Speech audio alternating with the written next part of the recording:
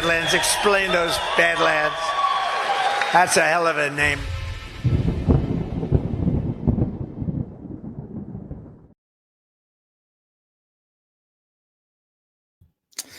What's up, everybody? This is not the Book of Trump. This is Breaking History.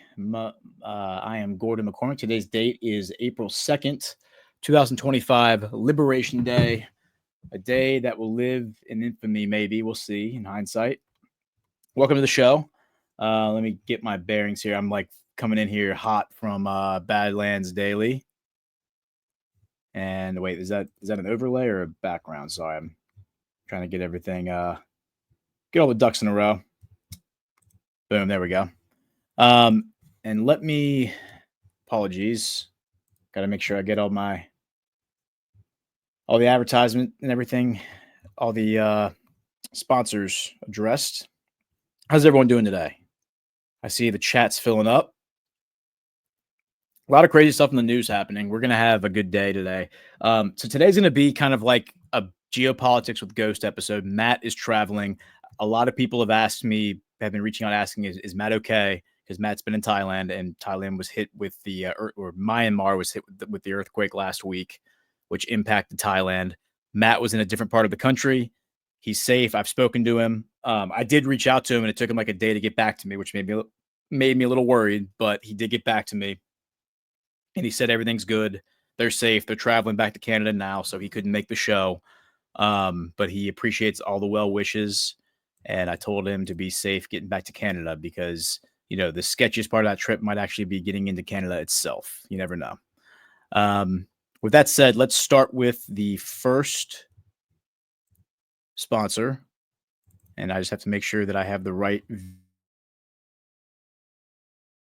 video uploaded. Stand by for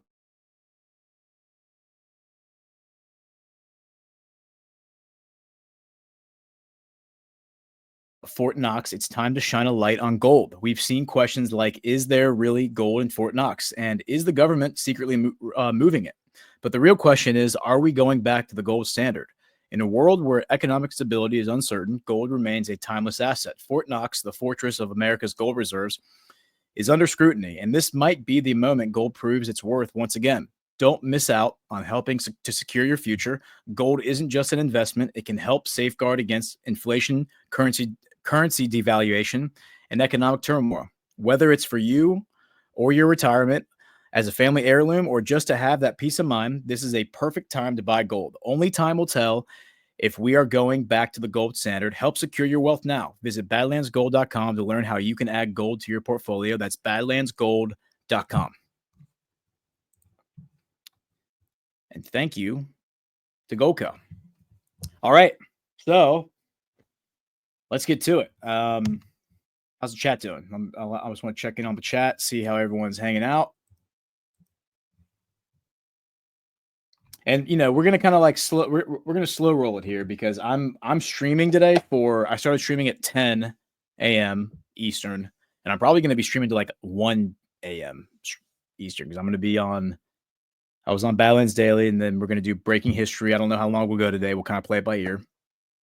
And then we are going to do Badlands Live. I'm going to go host that this afternoon. Ash and I switched. Normally she does Wednesdays, but I'm doing it today because I can't do it tomorrow. And we're going to run the PLO, the Palestine Liberation Organization, has went in front of the Supreme Court yesterday. So that's already happened. But we're going to play it this afternoon. And then Ash and I are probably going to jump on and do commentary at the end of the day, maybe like 4 o'clock. And then I'm going to be on DPH tonight. So it's going to be a long day. It's going to be a good day. But we're going to kind of like run through things. This is going to, like I said, this will be like a Geopolitics with Ghosts show where we're just going to kind of talk about some of the current events. I always like the opportunity to get in front of a camera to talk about this stuff because it's way easier than typing it all out in a written form, although the written form is always very, very nice. This stuff evolves so quickly and it happens so quickly.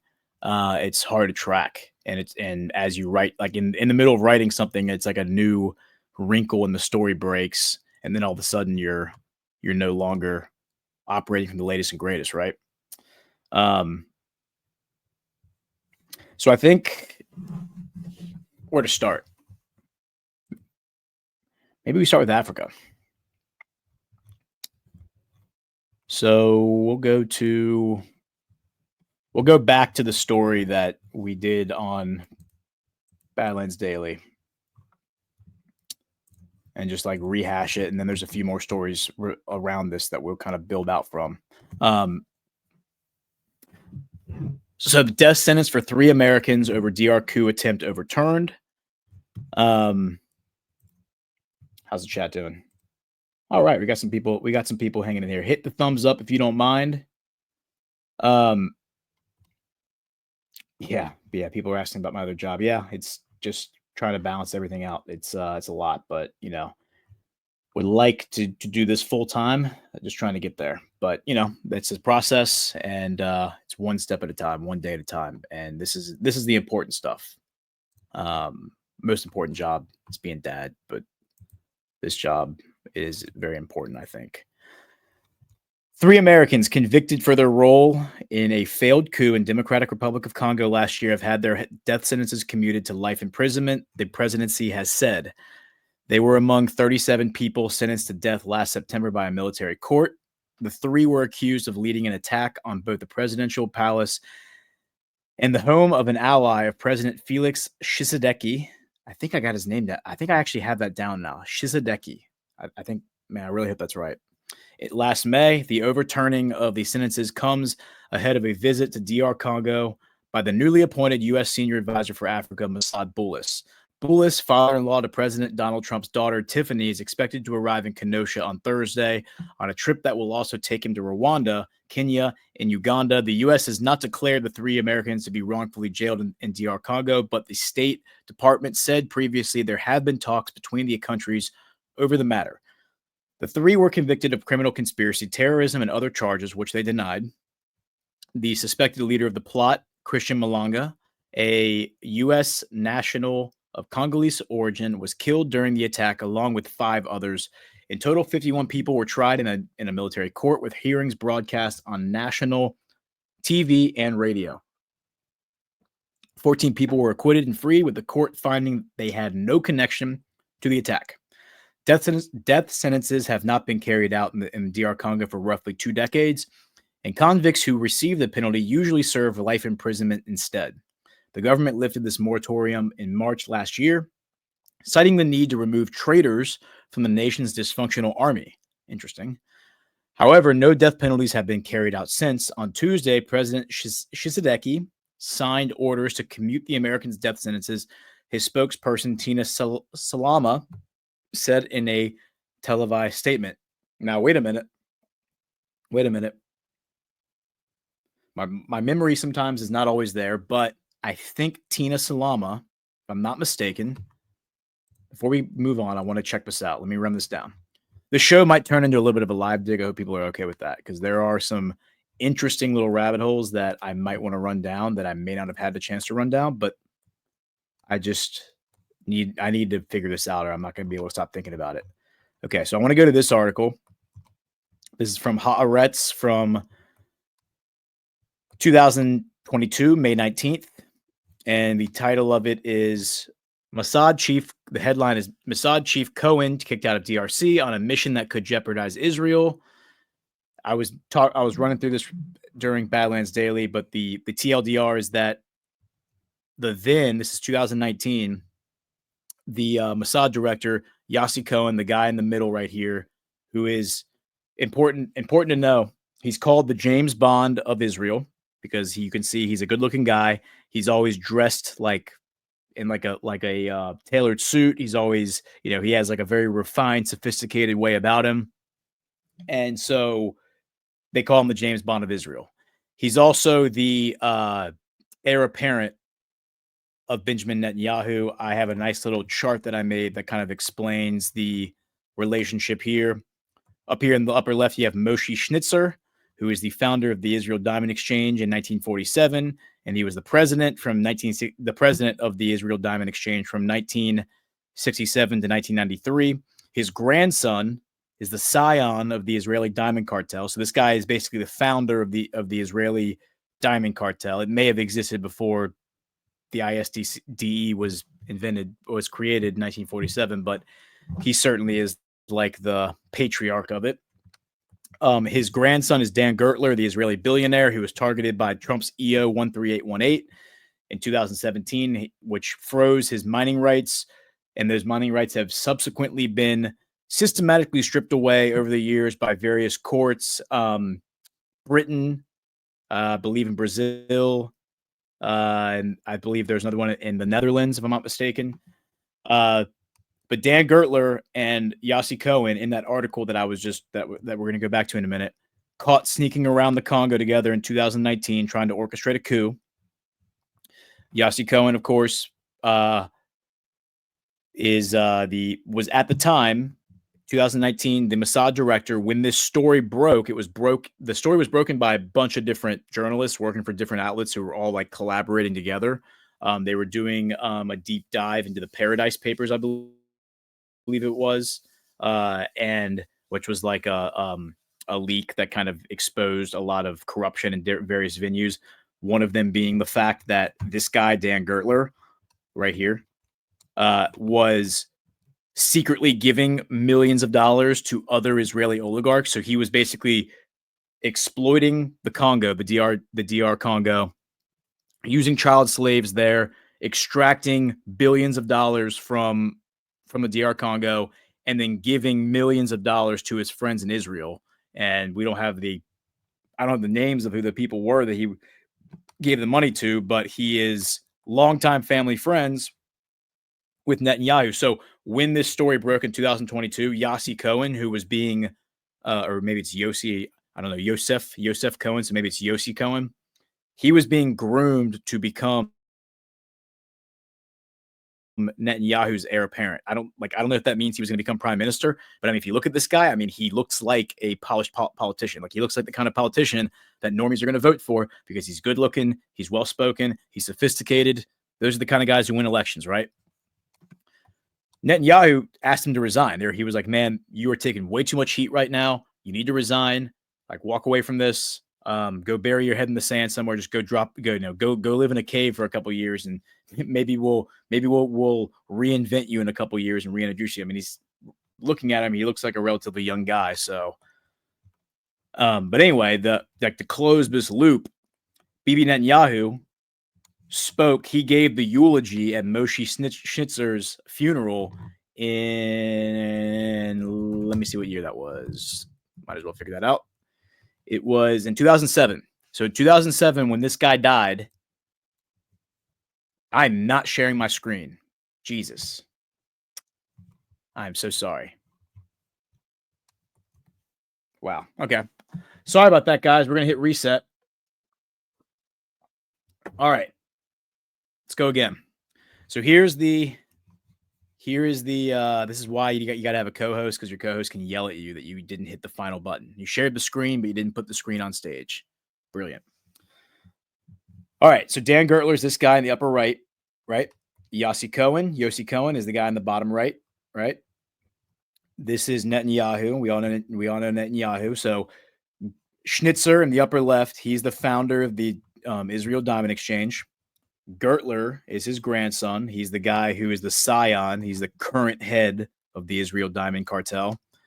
Yossi Cohen is the former disgraced director of Mossad. Cohen and Gertler are caught sneaking around the Congo together in 2019, trying to orchestrate a coup. And then Yossi Cohen is the heir apparent to Netanyahu, being groomed probably for the prime minister position. And Netanyahu gave the eulogy at Moshe Schnitzer's funeral in 2007. So that kind of closes the loop, right? So all four of these guys they're all connected. They all know each other. Gertler, and then Gertler, the thing I was showing you earlier. Here's the article that from the Paradise Papers. This is an article from 2022 exposing that Gertler was giving millions of dollars of the money he was getting out of the DRC using child slaves to his friends in Israel. Maybe one of them was Netanyahu, maybe not. I don't know. I don't have those actuals. The article that we started with, that we're going to go back to in a minute, was this one, the BBC: death sentence for 3 Americans over DR Congo coup attempt overturned. Here are the 3 guys, the 3 Americans that they're talking about. But real quick, before we do that, let's pivot back here. This is the article that had my jimmies rustled. Mossad chief Cohen kicked out of DRC, and this is the one from 2022, the one that led to Yossi Cohen having to resign. Now, if I go back to the BBC article, the name that got the jimmies rustled was this name right here, and that would be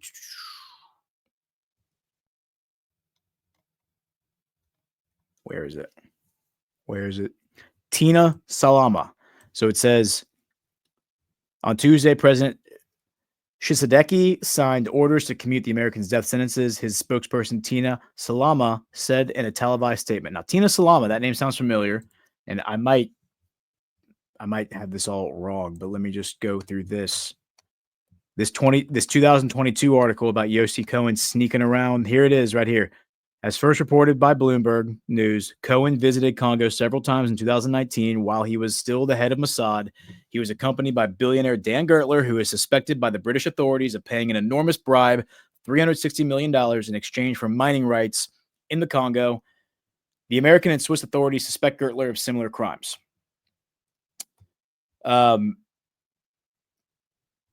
It says later Cohen worked to get the U.S. administration to remove the sanctions it imposed on Gertler in late 2017. And that was 5 days before Trump left office. It was Yossi Cohen and it was Ron Dermer, who are two. Those are 2 people from the So Yossi Cohen is. I think I have him off screen because he's no longer Mossad director. Right here. So here's Yossi Cohen, former Mossad director. He's good friends with Pompeo. I think that's always worth noting. We're gonna toss him down here. We'll keep him up here. He can hang out right here. He's not in the cabinet. And Ron Dermer, Minister of Strategic Affairs, and that is Ron Dermer at Mar-a-Lago, sitting next to Netanyahu, speaking of Trump. And it was Dermer and Yossi Cohen on January 15th, 2021. That got the Gertler sanctions reversed. And then it was Janet Yellen, of all people, in March, who, once the media reported on this happening, it took the media a while to figure it out because they were so focused on January 6th, that once they reported it, Janet Yellen went back and said, nope, we're going to re-put those sanctions. We're going to reimpose the sanctions on Dan Gertler. And I think, to me, that is a devolution proof, but I digress. Now, the whole point of this whole detour we just took is I think that Tina Salama is in this article, and I want to figure that out. Sources familiar with fears of a coup. Sources familiar with the details of the affair were in the 2022 article, said that Cohen appeared in the president's office on his first visit with a present in hand and was granted an unplanned meeting with Tshisekedi. At this meeting, Cohen offered his assistance on various issues such as obtaining defense technology. Several of the president's aides were present at the meeting, as was Gertler. The surprised president didn't know what to make of Cohen's visit, but at this stage, he apparently voiced no suspicions of Mossad director's intentions. The date of Cohen's second visit to Congo is known, October 10th, 2019. That day, Tshisekedi flew his presidential plane from the eastern city of Goma to the capital, Kinshasa.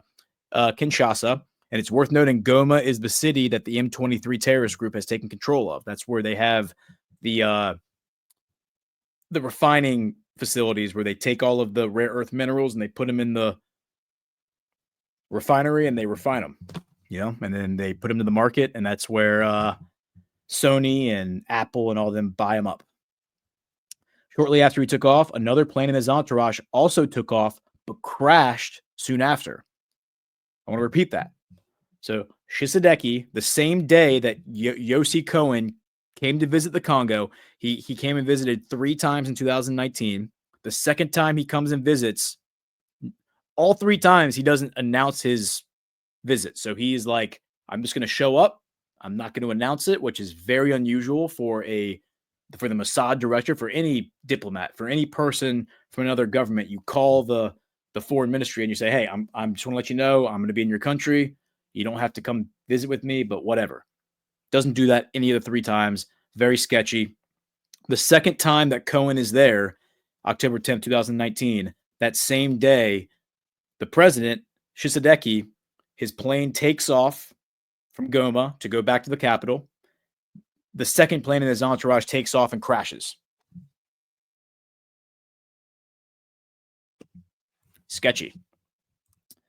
Do I think Cohen was involved? Yes, I think Cohen was involved. But do I have proof of that? No, I don't. Let's see. And so the whole scandal was that Kabila is the former president who left office in 2018. And the reason he didn't run for re-election is because all of this stuff, the Paradise Papers, the relationship between him and Gertler was exposed, and he was so disgraced that he didn't seek re-election. But him and his dad had been in control of the DRC since the late 90s. And the guy who put his dad on the presidential throne, so to speak, installed his dad, is a guy named Paul Kagame, who was the leader of the counter-revolution in the Rwandan genocide. And Paul Kagame is now currently the president of Rwanda and is being accused of funding these terrorist groups that are trying to overthrow the DR Congo government. I mean, just let me know if these patterns are clicking with you, because they definitely are clicking with me. And so it says Kabila, who is considered close to Gertler and whom international investigators suspect of taking bribes from him, had a complicated political relationship with Shisadeki at the time. They were partners, but also rivals. Shisadeki was elected only in early 2019, and his new government relied on a coalition with Kabila's party, but Kabila continued to wield great political power, which posed a threat to Shisadeki, the first president to take office after roughly a quarter century in which Congo was ruled by either Kabila or his father, Laurent Kabila. After Cohen's second meeting with Shisadeki, and because of his connections to Kabila, the president's staff became suspicious of the Mossad chief's motives. Some of Shisadeki's aides even voiced fears that Cohen was helping Kabila acquire arms for a coup attempt. And it doesn't list Lisa here, but her name is very familiar. And for the heck of it, I kind of want to not Lisa, Tina Salama. I just want to see I want to see what comes up. All right, Tina Salama.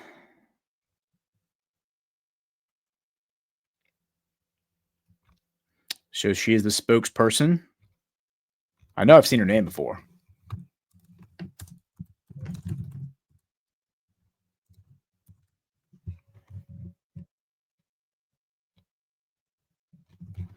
Last thing, let me just try this. Yossi Cohen.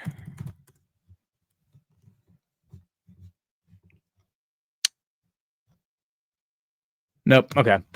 Anyway, I thought it was worth a try. So we'll go back to the BBC article, because that was a nothing burger. But it says the three Marcel Malanga Malou,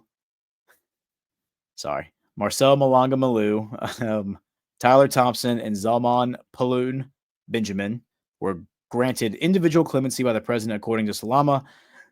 Shisiknis Sibisiamba, one of Malanga's lawyers, told Reuters news agency that the presidential pardon is a first step that promises major changes in the future. I just want to see if there's anything else. I don't think there's really anything else. Yeah, but I mean, this article is referring to, as I mentioned on Badlands Daily, May 21st, 2024, Christian Malanga, slain leader of failed DR Congo coup, sold cars in Utah when he lived in the U.S. There's Christian Malanga right here. Here is Christian Malanga with his son Marcel Malanga. You can tell. I mean, they're decked out in their camis, and they got all their gear on. I mean, they are definitely leading a force into DRC. Here is Marcel Malanga and one of his American operating partners being captured. And then, for the heck of it, here is a video of Christian Malonga hanging out with the IDF in the West Bank. And, like Christian Malonga has ties to Yossi Cohen. He has ties to Dan Gertler. He obviously has ties to the IDF. That's why he's here hanging out in Israel. And, draw your own conclusions. My conclusions are that he was probably hired by certain interested parties in Tel Aviv to try to overthrow the Congolese government. That's the DR Congolese government, that is. And, I don't think that's a really big stretch. Tina Saluma Banca. Marcel Malonga Malou might be the new Una Paluna Banca. I'm just saying. I see it. I think it has potential. I'm going to send it to Chris Paul, and I'm going to see if Chris Paul is down with that.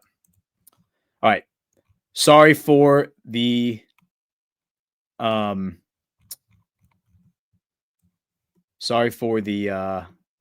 mix-up. All right, we got some rants. So let's go ahead and hit the rants. Ashley D, $5. Thank you in advance for whatever autistic rant we will get today. Keep them coming. Accelerate. Thank you, Ashley. Appreciate that. Mien Na, $5. I hope I'm saying that right. Mien Na. With respect, you're wrong about it's Vucec being based. I hope Trump is placing them on a rug as it's getting a strange narrative boost. Melania would agree with me 100%. Please read my boost on geopolitics, please. Mia Na, if you want to just put if you want to expand on that in the chat, I'll read whatever you put. When it comes to Vucec, I don't know. When it comes to these people, I don't when I say based. I don't know if these people are I'm not vouching for their character. I don't know if they are, righteous, pious people, good people or good actors. My litmus test for basically every leader is two things. One, are they pushing for war? And they're basically linked. The two qualifiers are linked. Number one, are you pushing for war? Are you pushing us towards, are you pushing the central controlled, cabal narrative that pushes us towards war? Are you advocating for war with Iran? Are you advocating for war with Russia? Are you advocating for war with China, etc.? The second one is, are you a collectivist, a national collectivist, or are you a national sovereigntist? Do you pursue sovereignty? So Vucec, from what I understand, and I've been watching him for a few weeks now, and I've looked into him a few times. And I don't know his full backstory, but I've heard a little bit about him. Is that he is even though he kind of puts rhetoric out there about wanting to get along with NATO and get along with the EU, he's resisting joining the EU and joining NATO because he doesn't want to join NATO.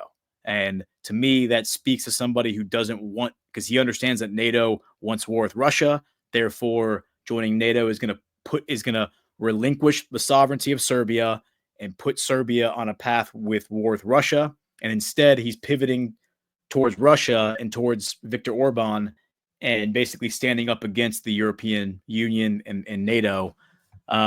So to that extent, in my opinion, that makes him based. But does that make him, a fully based individual? No, it doesn't. And I could say the same for Kim Jong-un. I could say the same for Xi Jinping. I could say the same for Maduro. I could say the same for many of these guys who I view as earnest actors trying to fight against the globalist collective, the one world government people, and in pursuit of their sovereignty. And they could be doing that for any sort of motive. Their motive could be that they want to be the king of their little kingdom, right? That doesn't mean that they aren't going to be useful allies. Even if their end game is they get to be the tyrant of their own little country and they get to subjugate and treat their people very cruelly and very terribly, that doesn't mean that they aren't useful allies in the worldwide fight against the collective. So that's what I mean when I say that. Let me see if Mien says anything. Okay, so it says, yes, he is pushing for war in the hood. He is against all the neighbors' sovereignty. Ghost, I know you're interested in genuine geopolitics with Ghost. I left my email. I can see some enlightening links, etc. Well, Mien, reach out to me on X. Send me a message on X or send me a message on Telegram. I'll put my Telegram in the in the chat. Yeah, send me what you got. I mean, I'm open-minded to all this, but I mean, send me the evidence you have of him pushing for war.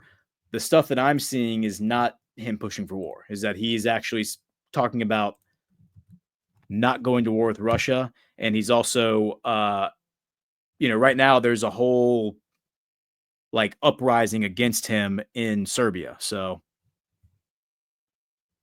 all right, me and Not, put your X handle in the chat, and I will send you a DM. You said that you can't DM me on X, and we'll see what you come back with. But I appreciate the rant, appreciate the thoughts. We will keep all of that. We'll keep all that in mind. I mean, I'm not. Serbia isn't like a huge player in all of this anyway, so I'm not like it's not like Serbia is a make or break on it. But there's a lot of disinformation out there. I mean, right now, what you have in Serbia is you have these massive protests that are unfolding, and then you have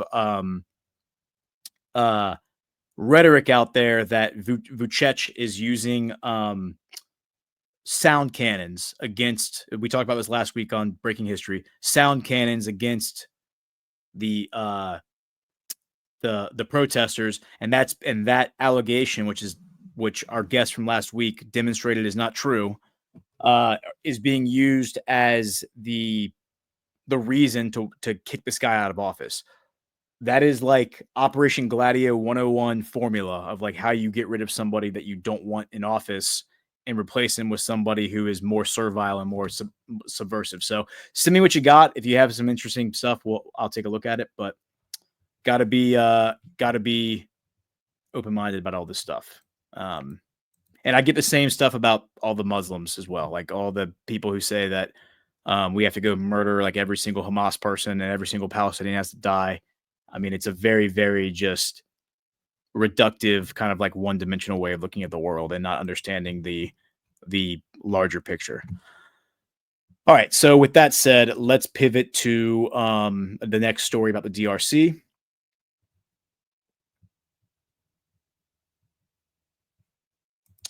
And I'm just waiting for this to load.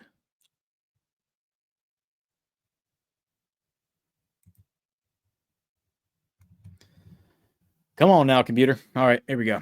Share this tab instead. And I see we got another Rumble rant. We'll get to that after this story. Come on now.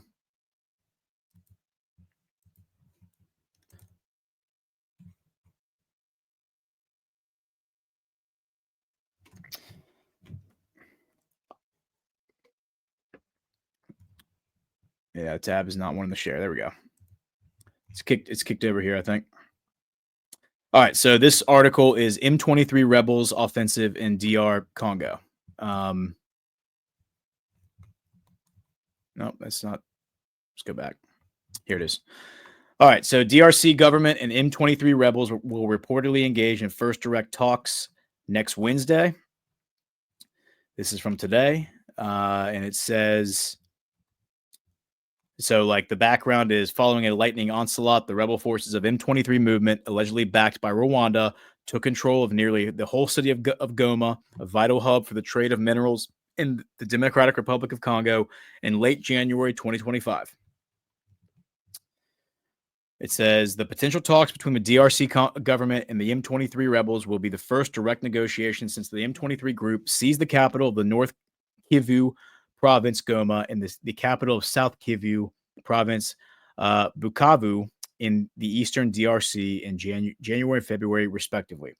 The government of the Democratic Republic of the Congo and the M23 rebel group are set to hold their first direct talks in Doha, the Qatari capital, next Wednesday, a British media outlet reported, citing sources on both sides of the possible talks. The negotiations will take place unless the other side misbehaves, a Congolese official said, while an M23 source confirmed they plan to present demands to Kinshasa.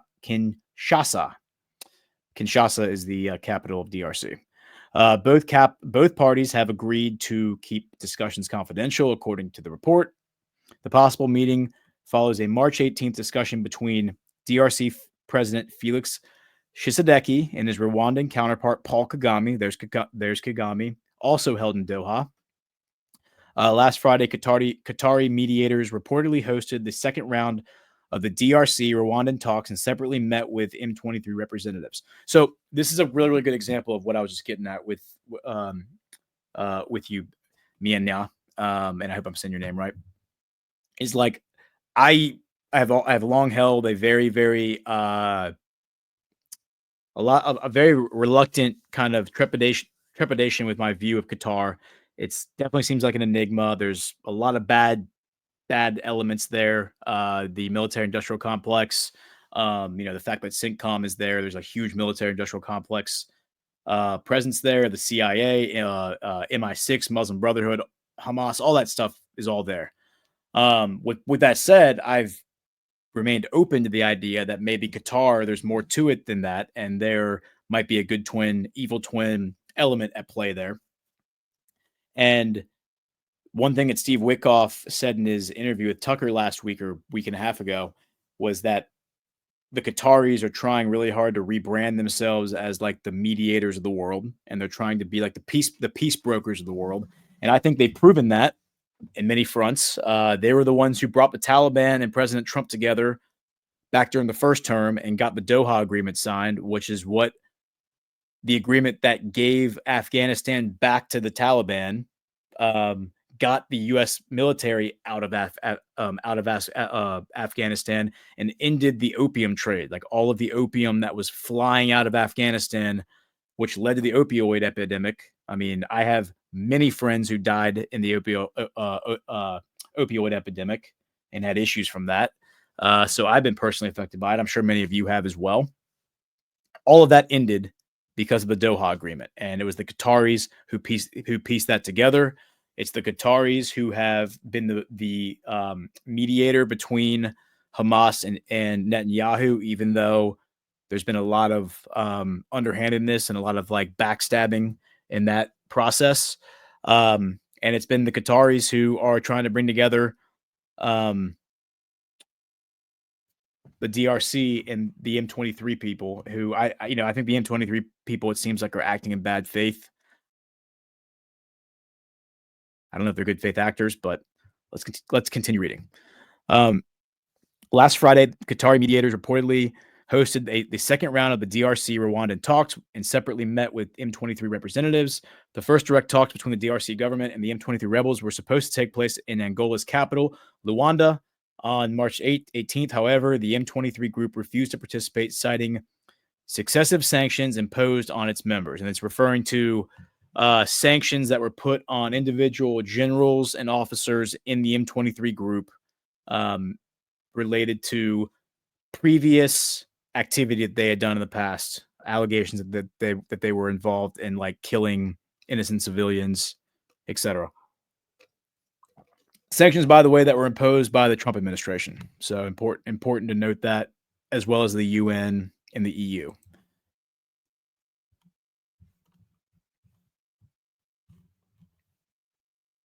Why is it acting like...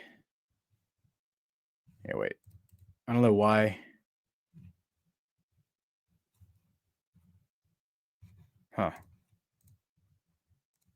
me try sharing my screen again, because it's telling me that it's sharing the right screen, but I don't know, man. StreamYard's just been acting weird lately. Maybe it's just my computer. I don't know.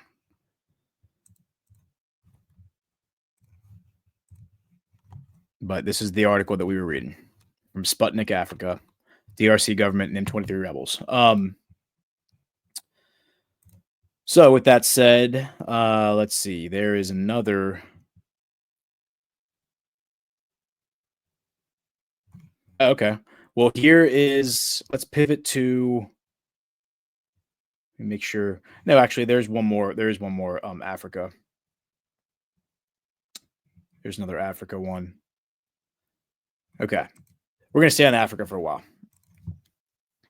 So this is from RT. Russia ready to support Africa's digital independence. Trade representative Alexei Andreev has highlighted Moscow's flexible approach to helping other countries develop technologies that promote self-sufficiency. Russia is ready to support African countries in developing technologies that promote self-sufficiency and sovereignty. Alexei Andreev, Russia's trade representative in Morocco, has stated in an interview with the newspaper L'Opinion on Tuesday. Andreev said Russia is ready to become a strategic partner of Morocco in the implementation of the National Digital Strategy, Morocco Digital 2030. There's that 2030 date again, man. It's like everyone's talking about 2030. In an interview with the newspaper L'Opinion he also stressed that while Africa is rich in resources, data has become the most valuable asset in today's world, adding that Russia is not interested in exploiting these resources, but in equipping African nations with tools to manage and protect them. I think that's important. I believe him when he says that. I think that the evidence seems to suggest that that's the kind of partnership that Putin is establishing with these Russian countries. It's not to exploit them and steal their stuff. It's to basically empower them to protect those resources and manage them on their own and then partner with them. I think that is a much more long-lasting and sustainable alliance, and one that's going to bear a lot of fruit moving forward, especially if these countries become, first world powers, so to speak. Let's see. Russia offers not only software products, but an ecosystem of digital solutions that guarantee technological sovereignty and growth, he said. The proposed solutions include digital transformation projects, development of smart cities and systems for public administration, financial services, and business operations. He pointed to several priority domains for cooperation, including AI, cloud computing, cybersecurity, automated control systems, telecommunications, and smart transportation. Asked whether Russia is prepared to support Morocco through skills training and digital literacy programs, Andreev highlighted that the adaptability of the Russian approach. Unlike many Western companies, Russian developers prioritize localization and flexibility over rigid licensing models, he said. Russian companies offer data hosting on local servers, adapting products to the requirements of domestic brands and working closely with local companies, an essential factor for countries seeking to strengthen their technological sovereignty, the trade representative explained. The initiative is in line with a broader strategy to strengthen economic ties with Africa. In November, Russian Foreign Minister Sergei Lavrov noted that trade between Russia and African countries reached a record high of $24.5 billion in 2023, despite obstacles created by the West. According to estimates from the Agro-Export Center, Russia's agricultural exports to Morocco reached nearly $280 million in 2024, marking a threefold increase compared to the previous year. Well, that is a pretty good report there, right? All right, so we're going to get to Burkina Faso in a minute, but let's stop by here on this one. Decolonization ongoing in African state. It says the revision of deals with foreign partners such as the EU and France is part of Senegal's push for sovereignty. Aminata Touré has told RT Senegal remains committed to the process of decolonization, and as part of that effort, it plans to exit the France-backed CFA franc monetary union. That is interesting. Aminata Touré, High Representative of President Bassirou Diomaye Faye, I think is his name, has stated. The diplomat made the remarks in an interview with RT published on Sunday. The CFA franc will soon be ancient history, in my opinion, because it is no longer suited to the ambitions of our economies, she said. The CFA franc, introduced by France in 1945, is used in 14 French-speaking nations in sub-Saharan Africa. Critics have long deemed the currency a colonial relic, claiming that it serves as a tool for Paris to continue maintaining influence over the economies and administration of countries in the zone. ECOWAS, which stands for West African, which is a West African regional bloc, is thinking about the issue so that the currency, which would be called the ECO, would see the light of day as soon as possible, Touré said. The proposed common currency for West African countries is expected to be introduced in 2027 after being postponed 4 times due to member states' failure to meet convergence criteria set by the West African Monetary Institute. Faye, who came to power exactly a year ago, has promised radical economic reforms, sovereignty over the country's key industries, and the promotion of peace in Africa. The Senegalese president's administration has since reviewed contracts negotiated by the previous government with foreign partners. Last November, the EU announced it was ending a 2019 fisheries agreement with Senegal, citing shortcomings on Dakar's part. I think Dakar is the capital of Senegal. Dakar has taken a tough stance on the presence of French troops, which are scheduled to leave Senegal by September. This comes amid a regional trend of former colonies severing defense relations with Paris. Speaking to RT, President Faye's High Representative described the canceled EU fisheries deal as a completely unequal agreement that is no longer acceptable.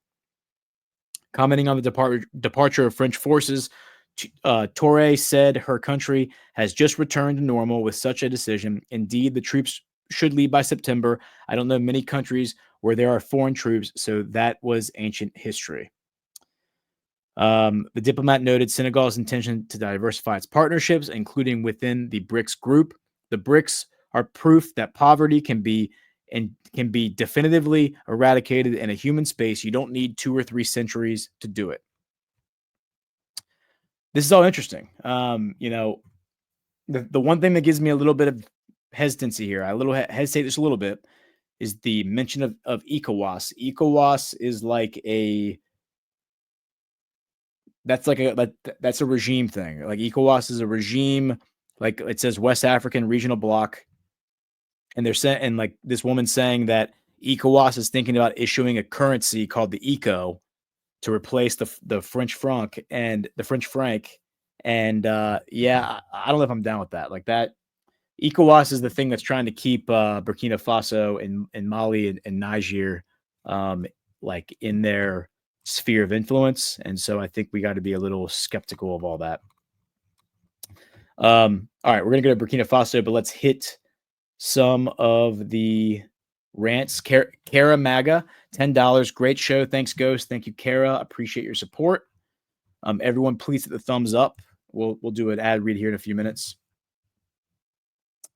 And then Kara Maga, $5. What is your opinion on the leader of Palestine? Is he the one Trump said he liked?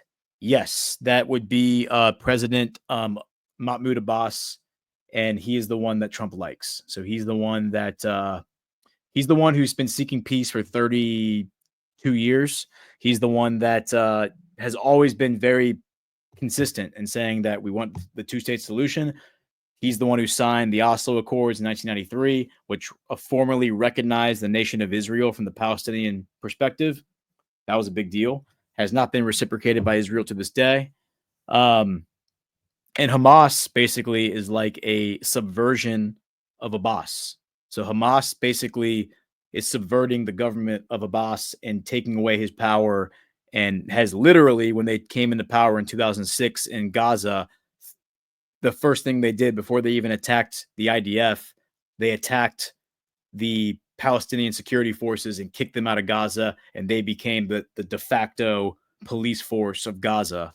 And we've all seen how that's gone. It's been a disaster for Gaza. So bad news bears. Thanks for the rant. Looks like we have another rant just came in. 1 minute. We'll read that, and then we will go to Burkina Faso. Rumbling 1961, $25. Thank you so much. Great info, great story. Appreciate your rant. Appreciate your support. We also have another one from Ophelia's Flowers, $5. Worth keeping an eye on this.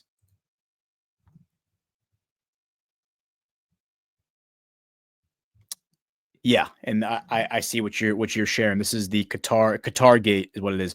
We'll pivot to that after we do Burkina Faso. But before we do that, let's do our second ad read, and that would be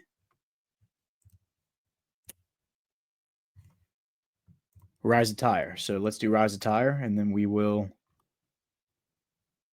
Let me make sure I know I have that in here.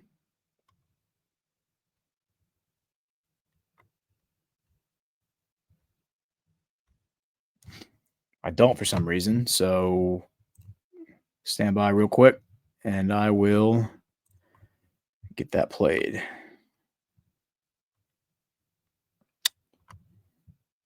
Stand by for processing.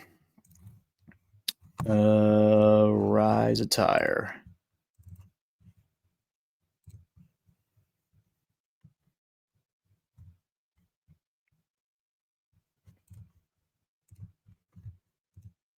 By now, you've probably seen the new collab between Rise and Badlands Media. But I'll tell you what you haven't seen yet. The end of Clown World as we know it. But have no fear. Introducing the latest addition to the Badlands INTL lineup. The sequel to the best-selling Sci War series. We've been conditioned by these clowns to accept their circus. But it's time to unwind that and strike them out the history books. The future belongs to the real, and we've got it in droves. Go to badlandsmedia.tv/rise for the full line of premium and direct-to-garment streetwear.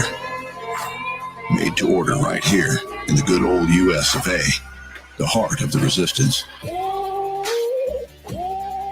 fall of Clown World is upon us, patriots. Let's make it official.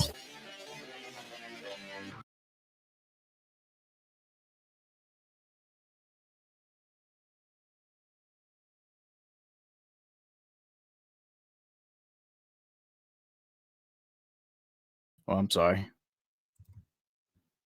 Thank you to Rise Attire. Yeah, they've been the past few guards. We love hanging out with them. Great people, and enjoy their gear. They got some great gear. So let's go to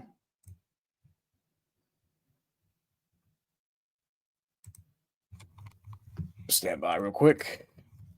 There's a great little X post. Here, let's go to this X post.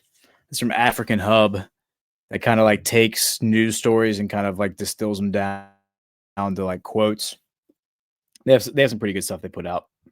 But and they've been posting a lot, I've noticed lately, on Ibrahim Traore, who is our guy. We think I think this guy's gonna end up being one of like the great leaders that's remembered in Africa because he's doing like the George Washington bit for Africa.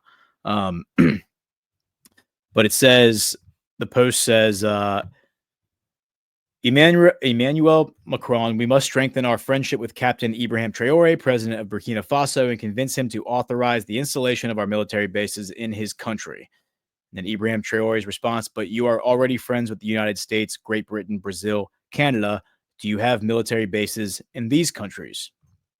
I think that like pretty much perfectly sums it up. Like, yeah, that's the long and the short of it. That's the big problem. I mean, that's like the perfect mic drop response to all that.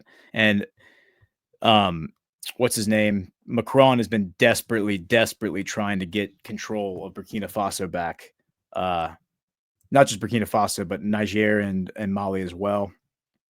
And just to give everyone the lay of the land, these three countries, Mali, Niger, and Burkina Faso, ECOWAS is like this whole block down here, like Mali, Nigeria, all the way up to Senegal, and all the countries along the coast here.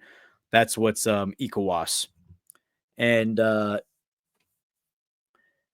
it's like the control mechanism, kind of like the EU controls the European countries. ECOWAS controls all these countries. So these three, Mali, Niger, and Burkina Faso, have formed their own military alliance and broken out of ECOWAS and said, we're no longer part of it.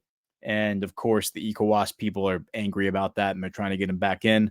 The place that we were just talking about is Senegal, which is right here. So it's on the far west coast of Africa. And then just to give everyone their bearings, the DRC is right here. So you got DRC right here. Rwanda is this small country right here. Rwanda is the one that has used proxy forces to invade the DRC and seize control of the city of Goma, which is right here. And then they've also seized control of the city of Bukavu. And as I understand it, they basically kind of control this whole region around Lake Kivu, I think is what it is, Lake Kivu. And so all of like the mining, like you can see these mountainous regions, that's like where all the mining operations are. And these enormous rare earth mineral belts are all scattered along the eastern DRC, like where you see these mountains.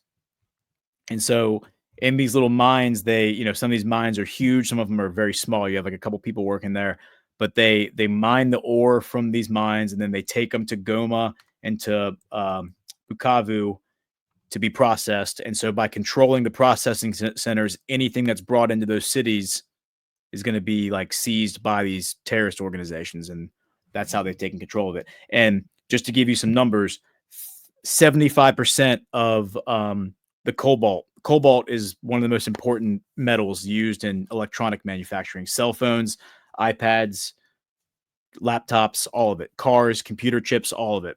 75% of the world's cobalt comes from these mountains right here. 50% of the coltan, which is another metal that's used in all those, microchips and computer chips and electronics. 50% of the coltan in the world comes from these mountains. So you're talking about resources that are extremely important to the new current energy age and the future of like energy, coming from this region. The value of all these metals that are still in the ground is like estimated around over $24 trillion right now, and growing as they like discover more of it. So there's a lot of reasons why people would want to overthrow governments and control these resources, especially if they've been stripped away from them by executive order or frozen by executive order by President Trump. So that just kind of provides some context to what we're talking about. And let me see there was another story I had about Burkina Faso that I wanted to hit before we pivoted away, and we'll go to Qatar Gate. This one. All right. This one's a really interesting one. So, African leader pardons soldiers decade after coup attempt. The officers will reportedly rejoin the Burkina Faso army to help in its fight against terrorism. I wrote about this in the Badlands News Brief today. Burkina Faso's interim president, I love that they call him the interim president, Captain Ibrahim Traore, has pardoned 21 soldiers convicted of attempting to overthrow the country's government nearly a decade ago, according to an official decree published by local media on Monday. Traore reportedly announced an amnesty last December for several people sentenced over a 2015 plot to topple the transitional government in place after the forced resignation of former President Blaise Compaoré. Compaoré had come to power in a 1987 coup during which Pan-Africanist icon Thomas Sankara was assassinated. The following persons who have been convicted or prosecuted before the courts for acts committed on September 15th and 16th, 2015 are granted amnesty. Traore declared in the order dated March 24th, naming 21 soldiers. The officers, including 2 former unit commanders of the former presidential guard, have been convicted by a military tribunal in Ouagadougou. Man, that is a real mouthful there. In 2019 for harming state security, murder, or treason. According to AFP, Compaoré's former chief of staff, Gilbert Delindier, and head of diplomacy, Jitbril Basol, 2 generals sentenced to 20 and 10 years in prison, respectively, for allegedly masterminding the failed coup, were not included in the amnesty. And I think that's an important caveat. And then it goes on to explain how the pardoned soldiers are going to rejoin the Burkina Faso military and help fight ISIS, because we know that ISIS controls 30% of Burkina Faso and are almost certainly being funded by the money that we are sending to Ukraine. Those articles, we've covered those articles many times in Badlands Daily over the past year. But, when Zelensky told President Trump and Vice President Vance that, half the money that y'all had sent me didn't even arrive in Kiev. Like we never even got it. Well, I'm pretty sure that money went to Africa. It probably went in people's bank accounts. It probably went to Syria. It went to ISIS. It went to go fund these proxy groups that are being used to overthrow governments that are a threat to the New World Order, whatever you want to call it. So let's explain what this article is conveying, because this is kind of confusing and it took a little bit of digging, and I don't claim to have all the answers. I can't promise that what I'm saying here is exactly correct, but it's what my best guess is, and I think it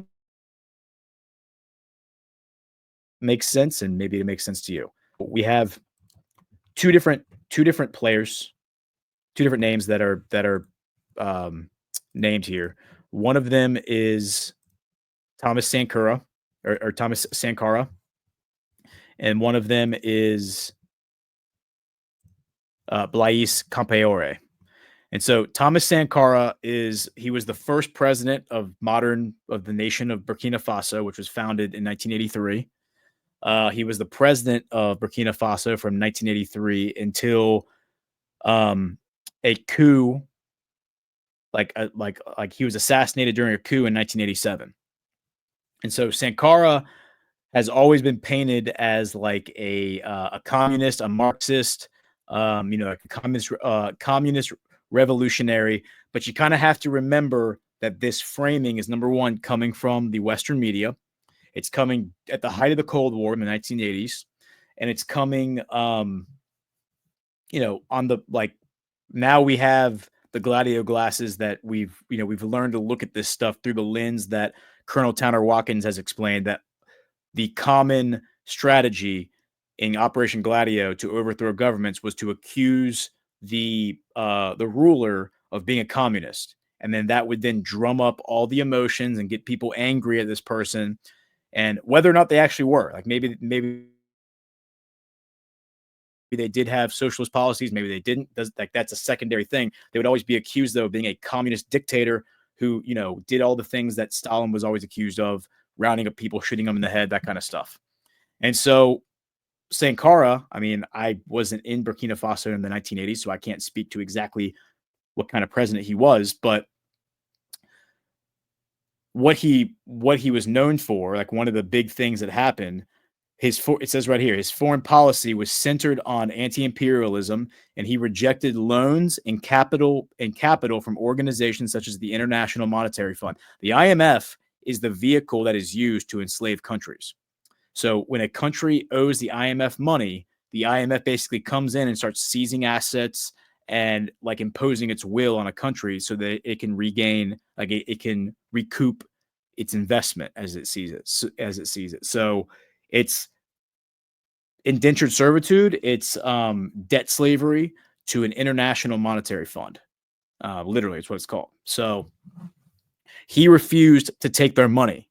And then as a result of him refusing to take their money, he was then murdered, overthrown, and this guy was installed as president, and that would be Blaise Compaoré, 1987. So he comes into power. He led the coup against Thomas Sankara. He becomes the leader of Burkina Faso. And then he goes on to serve for 27 years. He was the president of Burkina Faso. And, when you look at the modern state of Burkina Faso, as I understand it, you got people who don't have electricity, people who don't have indoor plumbing. Ibrahim Traore has explained it many times that, we are, I think it's the fourth largest producer of gold in Africa, like exporter of gold in Africa, and yet we are one of the poorest countries in Africa. Why is that? Well, that kind of speaks to what kind of maybe leader Compaoré was. Did he actually improve the life of the people over his 27-year term? I don't think he did. Probably not. So in 2014, October 2014, there is an uprising called the 2014 Burkinabe Uprising. And from what I can gather, this is where it becomes really confusing and where the Operation Gladio stuff is really important to have this understanding.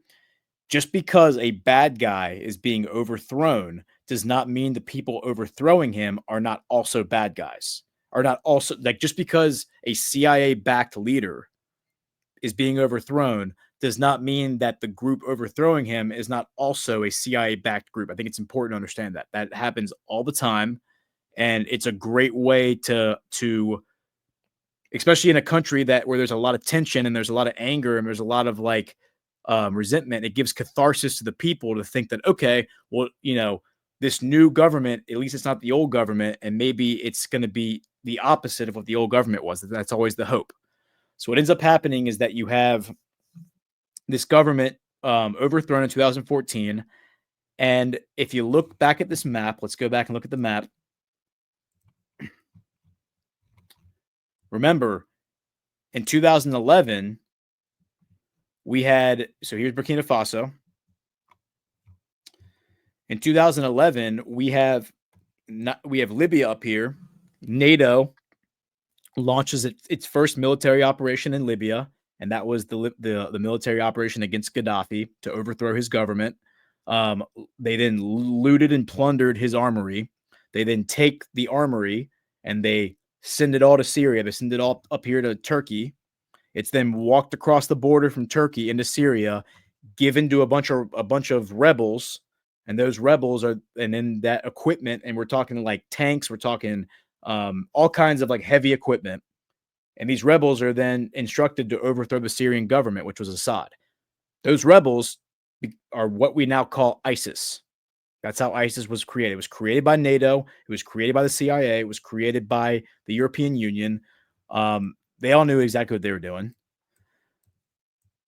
It wouldn't be a stretch, I think, to think that 3 years after that, in 2014, you then have a similar coup launched against this guy, Blaise Compaoré, in Burkina Faso. I don't think it's a stretch to think that coup was in line with the coup being launched in Libya, where basically it's like, hey, we're just going to clean shop. We're going to get rid of all of these old dictators. The people are unhappy with them. We're going to install a democracy. Like we all know what democracy means whenever they say it. And then, of course, that'll help us better control the people rather than like a brutal dictatorship. So 1 year after this happens, or maybe like 6 months after this happens, in 2015, sometime in 2015, another coup is another military operation by the Burkina Faso military is launched against the transitional government that was installed after this other guy was overthrown. Okay. That coup fails. And the people who were involved, the military guys who were involved, are rounded up, arrested, thrown in jail. And then 4 years later, in 2019, they're all sentenced to basically like life in prison, 20 years in prison, 10 years in prison for the two leaders. And the rest of the guys are given a bunch of different sentences.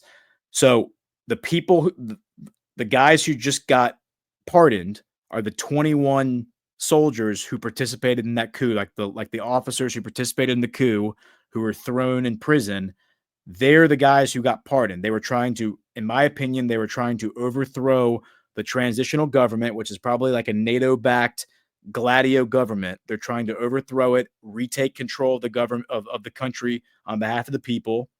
They're stopped, thrown in jail, and now they're being pardoned by Ibrahim Traoré. And Traoré, by the way, is not just pardoning everybody. He says that the two generals who planned the whole thing, they don't get pardoned. They're going to stay in prison. It's the officers who were operating underneath them, who were following orders, probably acting in earnest, probably thinking that they were doing a service for their country.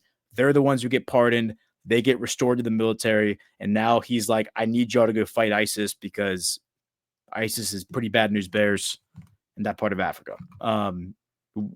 You may remember that video that got released last year of those 40 Wagner guys. These are 40 Wagner mercenaries who were like ambushed by ISIS and murdered. That was, I believe, if I'm not mistaken, that was right around this region right here. I think it was either in Mali or in Niger. So like this whole region right here, where these three countries come together, that's like where ISIS operates. And let me see if I can actually pull a map up. Hold on. ISIS map. Western Africa.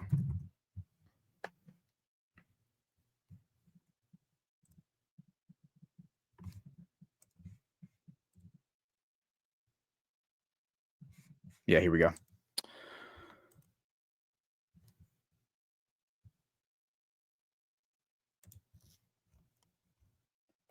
Okay, so this is what's the authority here? The IIS. What is the IIS? Because that matters. You want to make sure your sources are good.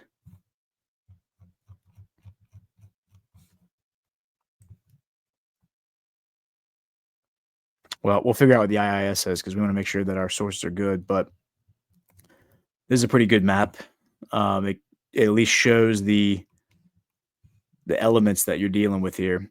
So like these are all different. These different colors represent different factions, right? Because ISIS is like a collection of different factions, including Al-Qaeda. It's a coalition of different factions that are all fighting for the same thing. But then you could imagine that within the coalition, there's there's tension and there's jockeying for position. And the purple is the Islamic State, which is like the official like ISIS flagship, right? And so if you watched the Tongo ambush that we did in on the Book of Trump a few weeks ago last week with Alpha and CanCon, the Islamic State, the purple one, that's the group that attacked those Green Berets. And then there's that's the Islamic State of Sahel, and then there's the Islamic State of West Africa. So I think it was if I remember correctly, it was the Islamic State of Sahel that attacked those. So you can see like the breakdown of where this is. I mean, Burkina Faso is like completely overrun with ISIS. And that's the yellow is the JN IM. And I believe, let me look up what that is. I believe that is.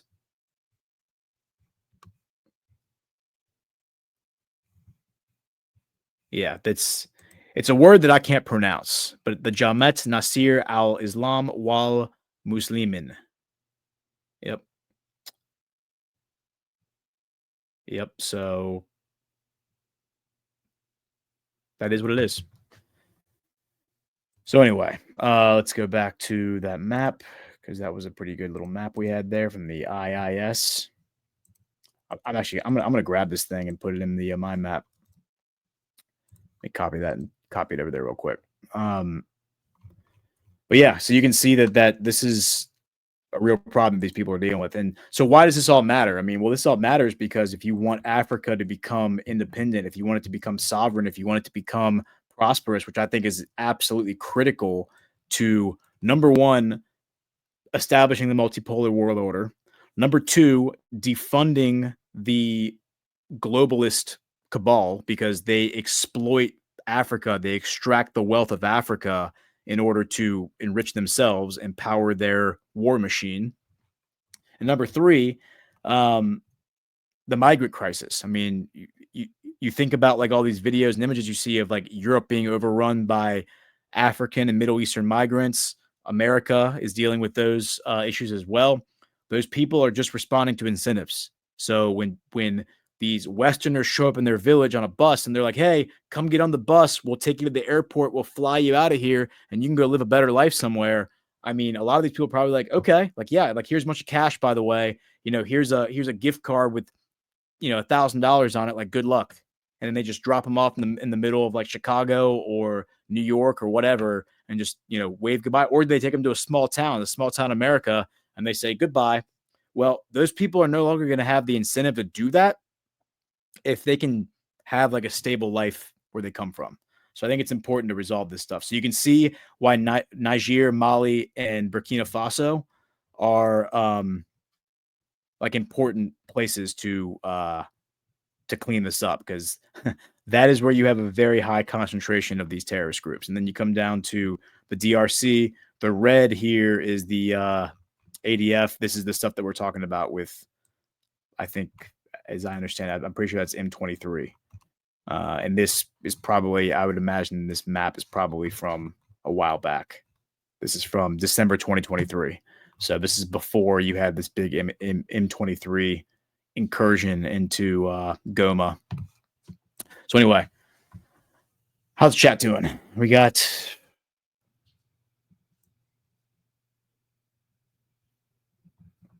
All right. Am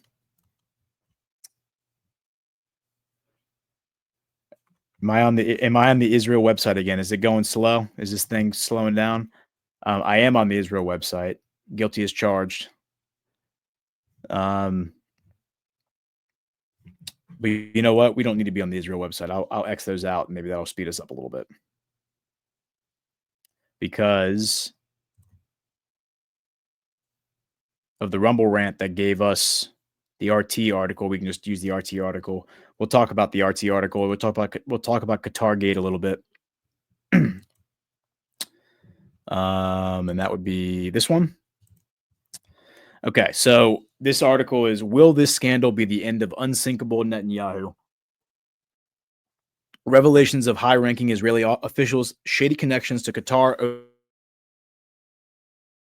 open a new front in the PM and his allies' fight to retain power. A major scandal known as Qatar Gate has erupted in Israel involving alleged Qatari interference in Israeli politics. At the center of the investigation is Elazar Feldstein, former chief aide to Prime Minister Benjamin Netanyahu. He was arrested in November 2024 on charges of leaking classified documents to foreign media and orchestrating leaks from high-level government offices, allegedly with Netanyahu's own approval, under the pretext of combating disinformation. The investigation revealed Feldstein's connections with Qatari authorities while serving as an employee of the press office in Netanyahu's administration. Feldstein had for several years combined his government work with private practice, offering political consulting and branding services. One of his clients was Qatar. Specifically, on behalf of Doha, Feldstein and his team of Israeli consultants developed a reputation for protection strategy during preparations for the 2022 FIFA World Cup.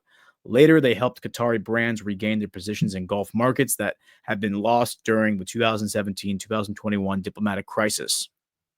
What's interesting about this, the FIFA World Cup thing, is that Pam Bondi was connected to that, and there's a number of other people from the Trump administration connected to that too. And I wonder if that is all going to come out and be like part of this whole scandal.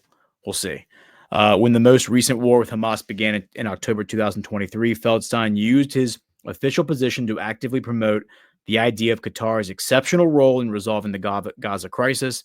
He was so successful in communicating this position to the media that at one point, Israeli press began emphasizing Qatar's key role in negotiations compared to Egypt and Jordan. In turn, Qatar actively used its Al Jazeera media network to promote positive coverage, strengthening its image in this context. However, after Feldstein's arrest by Israeli security forces in the autumn of 2024, the contract with Qatar was abruptly terminated. Initial publications about the Qatar dossier in Israeli media raised more questions than outrage. Feldstein, along with other figures in the case, such as Jonathan Urich and Shrilik Einhorn, had been actively involved in international activities, advising not only Qatar, but also other Israeli partners in the Middle East and beyond. Had they not used confidential materials from their prime minister's office, their work might have been considered part of Israel's back-channel diplomacy. Yet, in the context of the conflict with Hamas, the situation took on a different meaning. It became clear that Qatar's status as a neutral force in negotiations with Hamas was not accidental, and this country's role in the process had been significantly exaggerated. For example, Doha's decision not to pressure Hamas's political office was presented as diplomatic flexibility, which also raised questions. Even more suspicious was the downplaying of the scandal involving Hamas military training camps in Syria's Afrin, to whose construction Qatari contractors were allegedly linked. The series of coincidences strengthened suspicions that those involved in the Qatar dossier had actively helped Qatar cover up international scandals using documents from the Prime Minister's office. All three suspects theoretically had access to such materials, although Feldstein's lawyers called these accusations baseless speculation. Those involved in the case have so far been unable to explain how Qatar managed to navigate crises with minimal damage to its image. Adding to the intrigue, Urich and Einhorn are also suspects in a case involving the intimidation of official Shlomo Philibert, who allegedly retracted his testimony about Netanyahu's corrupt connections after prolonged psychological pressure from Likud representatives. The case, initially classified as a special investigation under a secrecy order imposed by intelligence services, has been becoming increasingly public. In recent weeks, the escalation has drawn public attention as new developments pointed to major new suspects. This scandal has affected not only Israel's political class, but also the business community, significantly expanding the circle of suspects. What began as an investigation into abuse of authority soon accumulated new details and acquired the colorful name Qatar Gate. This name hints at potential consequences for the country's top leadership, including the possible resignation of senior Israeli officials. However, those implicated in the scandal aren't giving up without a fight. According to investigators, Feldstein was involved in transferring confidential documents to foreign media, bypassing military censorship, as well as organizing leaks from high-level government offices. Allegedly, he acted with the permission of Netanyahu himself, who, according to the prosecution, sought to combat fake news about Israel's foreign and domestic policies this way. Over time, the investigation expanded in scope. The number of suspects grew to 5, most of whom have had close ties to the prime minister's office. It also emerged that Feldstein not only leaked confidential information, but also advised Qatari authorities, helping the monarchy use this information for diplomatic purposes, including positioning itself as a key mediator in matters concerning the release of Israeli hostages. So, yeah, I mean, that was a lot. It's a lot. If you're not following all that, I don't blame you. And this article goes on and on and on. We're not going to read the whole thing, but so what's been happening in Israel is you have this investigation into these links between Netanyahu's government and Qatar, and the investigation has been run by the Shin Bet, which is like their FBI. The Shin Bet leader Ronan Bar had allegedly been leaking some of his findings from his investigation. He had been leaking the media, and what was being reported, I don't know, a month ago, was that Netanyahu and the Qataris were basically in bed together, and that the Qataris were had funded October 7th, that the Qataris had sent money to Hamas to fund October 7th. In response to that news leak, so Ronan Bar, who's the leader of the Shin Bet, leaks that basically to let the media know, let the public know, hey, Netanyahu might have been involved in October 7th. In response to that, the Qataris came out and they said, wait a minute. Yes, we did send money to Gaza, not to Hamas, but to Gaza. But all that money was given to Netanyahu. It was Netanyahu who gave that money to Hamas. So if you're going to point the finger at anyone, point the finger at Netanyahu. Now, Ronan Bar may have actually already known this, but I think maybe, and I'm speculating here, but I think his strategy in leaking this report to the media was to provoke the Qataris into saying that out loud, which is what they did. They came out and they said, Netanyahu is the one who gave the money to Hamas, not us. We gave the money to Netanyahu with the understanding that it would ultimately land in Gaza to help the Gazan people. Whatever happened to it after that is up to Netanyahu. So Netanyahu then gives the money to Hamas. Netanyahu and Ronan Bar then start having a public spat. Netanyahu accuses Ronan Bar, the leader of Shin Bet, of knowing about October 7th before October 7th happened and saying, hey, you knew October 7th was going to happen. You knew about the security flaws and you didn't come and tell me. You didn't tell me that we had these gaps in our system that were going to be exploited. You knew that there was an attack being planned. Why didn't you say anything? And also, by the way, the day of the attack, you didn't come wake me up when I was in bed. You didn't wake me up and let me know we were under attack. So those were the reasons that Netanyahu has now given to fire Ronan Bar. That happened a week and a half ago. He said, I'm going to fire Ronan Bar. He brings the process is in order to fire the leader of the Shin Bet, you have to bring the case to your security cabinet, to your cabinet. Your cabinet then has to vote on it to support the firing. The cabinet votes on it and they vote to support the firing. While that, all this is public, all this is happening in the public, it was highly anticipated. So while that's happening, the Attorney General, let's go back to my mind map. We can explain who these people are. So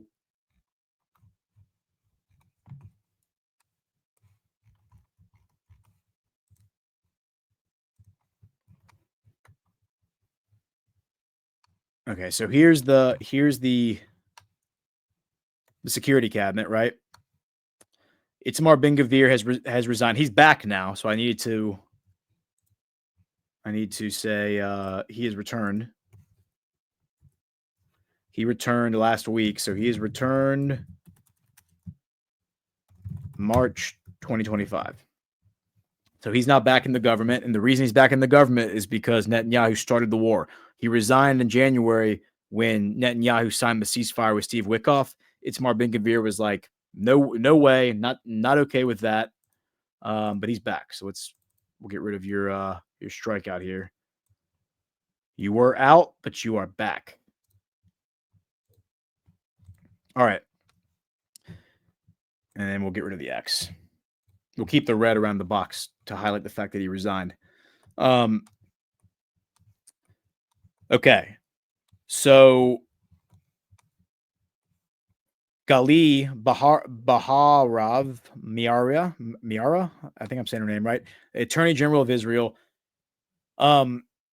She then brings to the Supreme Court of Israel, she says this is outrageous. Like, Netanyahu cannot fire Ronen Bar because he is currently under investigation for potential ties like to corruption, maybe even implicating him in October 7th. For these reasons, Ronen Bar should be allowed to stay in his position and finish his investigation against Netanyahu. Ronen Bar is already arrested last fall. Two of Netanyahu's aides, Feldstein and the other one. Therefore, we should let him finish the investigation, because otherwise Netanyahu is going to bring in a yes man who's going to close the case. The Supreme Court hears her complaint, agrees with her, and says we're going to freeze the firing. So I don't really know what that means. I don't know Ronen Bar definitely is not working right now, I don't think, as the head of the Shin Bet, but he's also technically not fired yet. It's very, very strange. You also have like the opposition party, like the 52 Knesset members who oppose Netanyahu, who aren't part of his coalition. They've all filed grievances. They've all filed complaints with the Supreme Court, citing similar things. So Supreme Court has heard from several people about this. Netanyahu then, like 3 days ago, proposes hiring this other guy. Let me see if I can't find this one. He's like, I'm going to hire this Navy, this guy from the Israeli Navy. And not only does he upset the opposition, but he also upsets like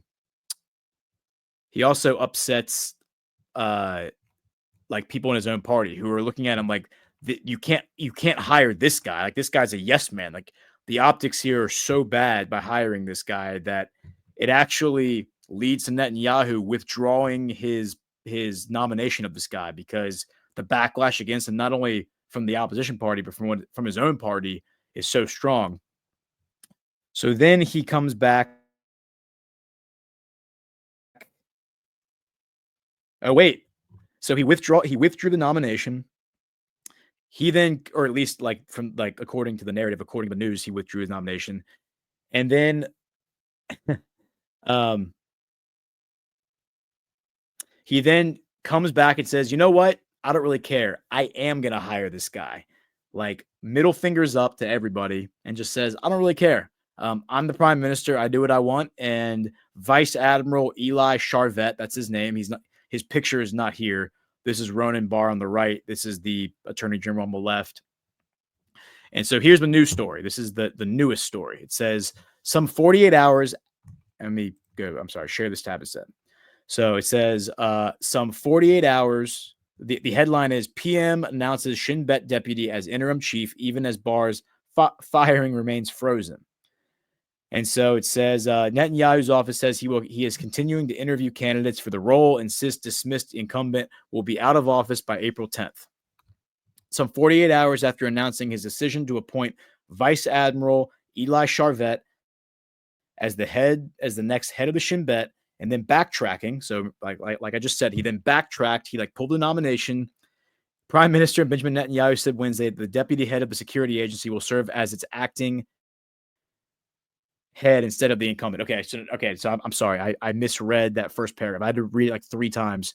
So he pulls the nomination of Eli Charvet. This is the vice admiral from the Navy, like retired, I think.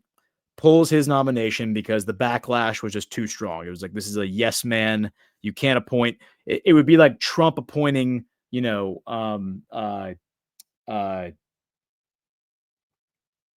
Scavino as the head of the FBI while the FBI was investigating Trump, right? I mean, the optics of it would just look so bad. Or appointing, Michael Flynn as the head of the FBI while the FBI was in the middle of investigating Trump. The optics of it would just look really bad, regardless of how innocent or guilty you are. And those were the arguments being presented by everybody, even the people who like Netanyahu.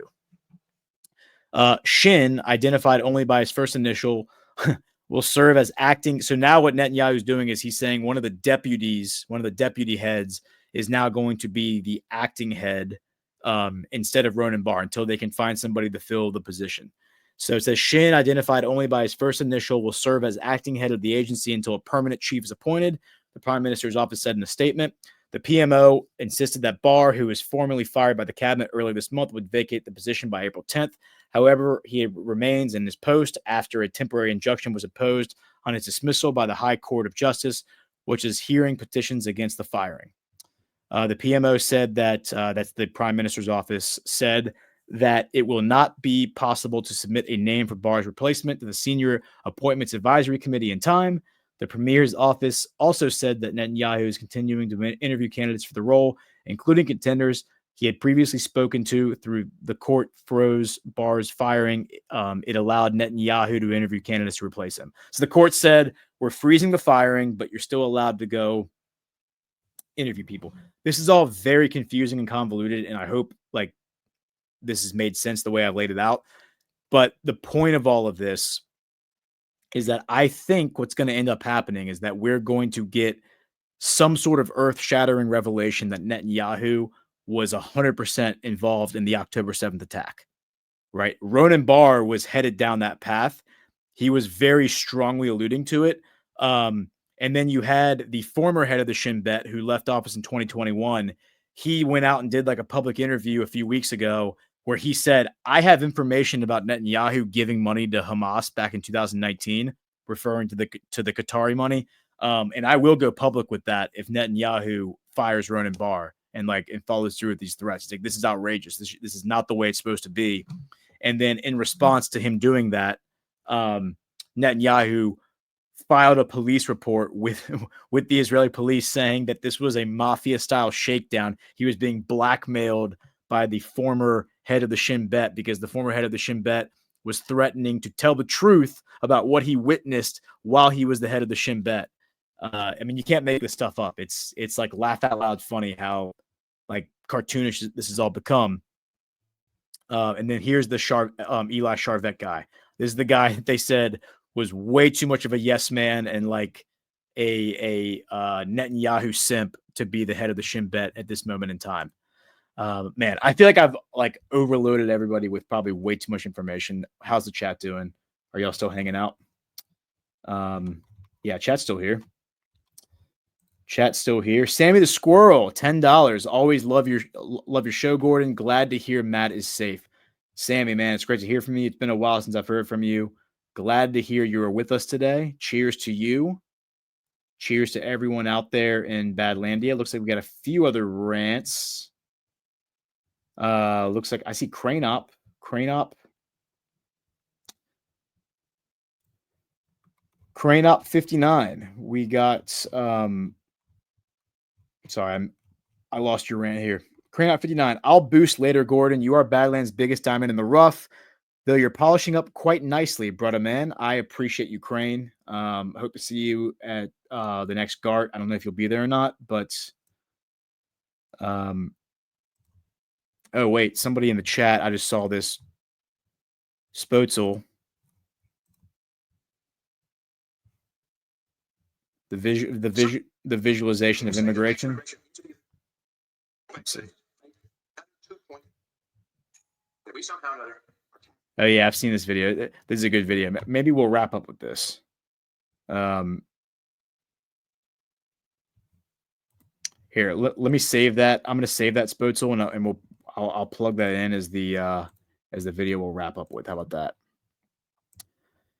And we've hit all the rants, we've hit all the things. I have to actually take over of Badlands Live here in like 20 minutes, so I am going to go ahead and sign off because I need to get some lunch and take a bathroom break, and go to get ready for Badlands Live, because I've got about a 3-hour show with that, and we've been going since 10 a.m. nonstop.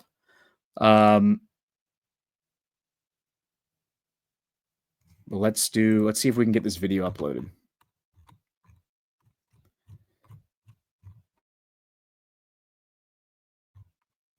All right, video clip.